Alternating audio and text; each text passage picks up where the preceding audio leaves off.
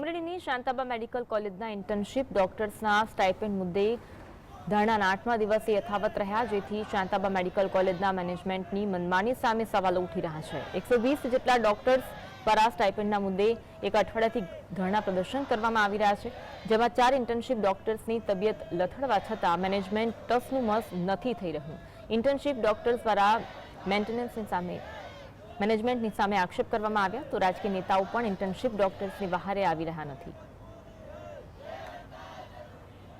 અમારો મુદ્દો છે કે જે સ્ટાઇપન્ડ છે જે અમને 10,000 જ આપવામાં આવે છે, બાકી મોટાભાગની પ્રાઇવેટ કોલેજોમાં 18,200 સ્ટાઇપન્ડ દેવામાં આવે છે અને બાકી ગવર્મેન્ટ કોલેજમાં તો 18,200 દેવામાં આવે જ છે।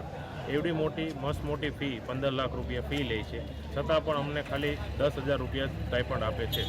અને કોઈ આ વસ્તુ વિશે જ્યારે મુદ્દો ઉપાડે તો એમને અંદરથી ધમકાવવામાં, દબાવવામાં આવે છે, વિદ્યાર્થીઓનું શોષણ કરવામાં આવે છે અને કોઈ સરખો જવાબ દેવામાં નથી આવતો।